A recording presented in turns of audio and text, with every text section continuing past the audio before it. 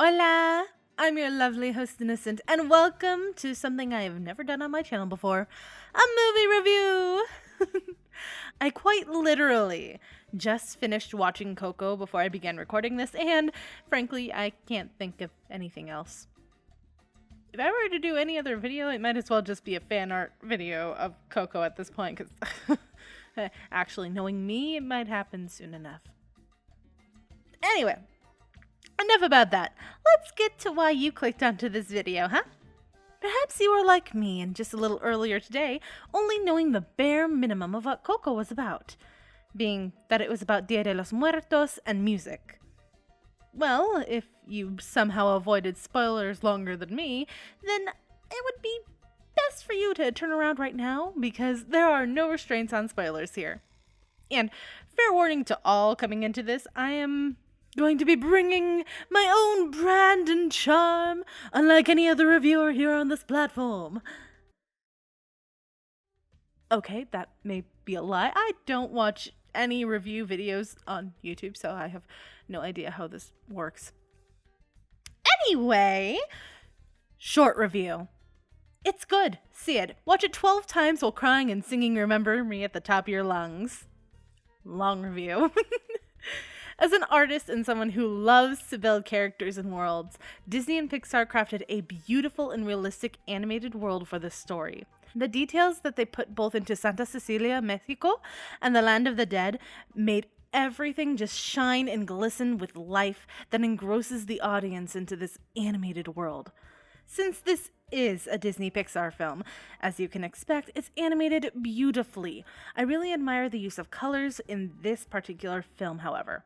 The animation team masterfully transport you to a place and makes you feel every little bit of emotion that they want you to, sometimes as easily as just color coding things. They play with contrast a lot in this film, especially when dealing with those orange flower petals. When you first see those petals, they don't seem very important to the eye, seeing as they're just on a brown backdrop most of the time. But as the film progresses, the importance of the petals increases as they become more saturated against the blues and purples of the Land of the Dead. I mean, their whole magical properties with the whole blessing thing probably has something to do with that too, but colors. Other than that, they like to play with the contrasts in lighting as well. They would add bright pinks and greens to dull scenes to make your eye follow the path they wanted to. It's a very simplistic yet powerful way to let the viewer's eye drift through a scene as naturally as possible, so kudos. Pixar did a wonderful job crafting each and every character. They all had personality and you could tell everyone apart. Perhaps it was just me, but even when you're first introduced to Miguel's dead relatives, I could tell who they were before they showed their photos after their introduction. That's just good character design. Okay. I could ramble on about how much I loved how they went about animating it and the colors they used, so we're gonna end this here. I mean, trust me, I can make a 4-hour-long video with how much I just want to gush about it, but let's talk about the story, shall we? The story is actually a bit dark for a modern-day Disney Pixar film, if you ask me, but it's right up my alley. Miguel is a 12-year-old boy living in Mexico with a family of shoemakers. Back a few generations in their family tree, Miguel's great, I think that's enough greats, grandmother fell in love with a musician and they had a daughter together. They spent 3 years together, but the father ran off to further his career in music, leaving his wife and child alone. The wife was so heartbroken that she banned all music in her life and family and began a thriving shoemaking business. Modern day, the ban on music is still going strong, but Miguel loves music and wishes to grow up to be a musician like his idol, Esterno de la Cruz. De la Cruz is a famous musician known for his good looks, handsome voice, and his skills with the guitar. He has gathered thousands and thousands of adoring fans, even after his death, and is still remembered for his music. With all of this family turmoil brewing, Dia de los Muertos is upon them, and Miguel, wanting to play the guitar for the whole town, ends up digging up a curse, which causes him to be sent to the Land of the Dead. And Well, I'm not going to explain the whole movie here. That's not what this video is for, now is it? The only real complaint I have with the movie is how easy the plot twists were to be figured out miles before they even got to them. And yes, I know this is a kids' movie at its heart, but it's kind of sad that I saw someone at the start of the movie and had the thought, okay, this guy is a pure asshole. Wow. And at the end, they revealed that that was the villain. I mean, they were never painted to even be the villain, but just something about them screamed that they couldn't be trusted. And no, I'm not talking about like in character design or anything. They made sure this guy did not look like the villain at all, but still. Other than that one gripe, I am utterly in love with this movie. For review purposes, I will break down my points into categories with a 1 to 10 point system. Usual shit here. 1 equals worst, 10 equals best. Got it? Good. First up, characters. There was a wide cast of characters that painted the Mexican culture with beauty. Everyone looked different and there was no same face syndrome to be seen. A solid 8 out of 10. Next, voice acting. With their reach, it was easy for them to get the best people for the roles in this film.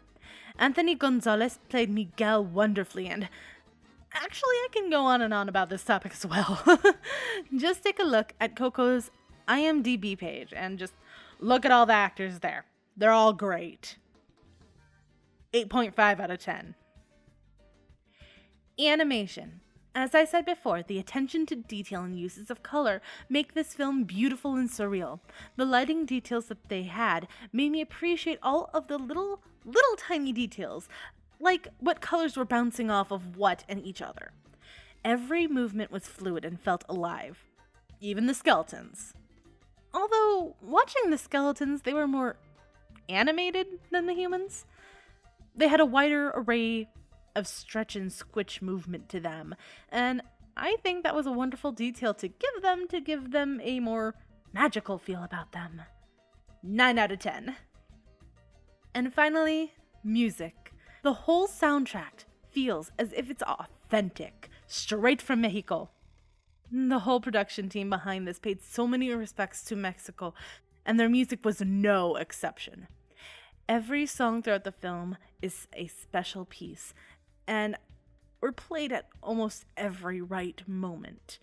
Of course, I can't leave out saying something about the song Remember Me while in the music section.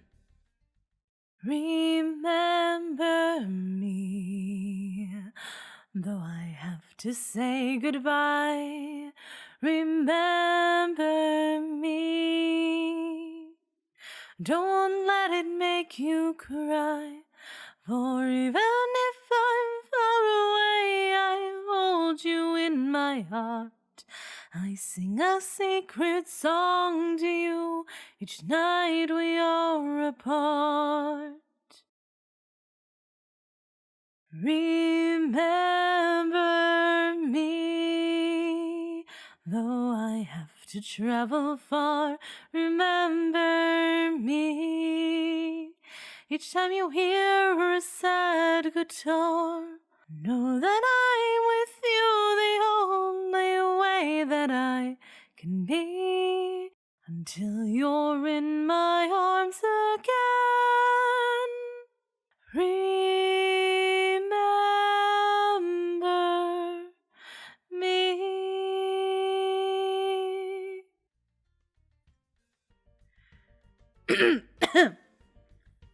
Really, it's a good song. All in all, I give the music a 7 out of 10, as I did question the judgment of some of the songs in their roster. Well, this has been an interesting turn of events. I don't know if I'll ever do this again, but really, I cannot get Coco out of my mind at the moment, and if I were to do, or have done, any other video than this, I don't think I could have contained myself, and I probably would have ranted about Coco 90% of the video. But I kept you guys here long enough. Thank you all for watching. I hope you had a wonderful time, and I hope to see you all so very soon. Remember, make sure to seize your moment, no matter what. Peace out. Bye-bye!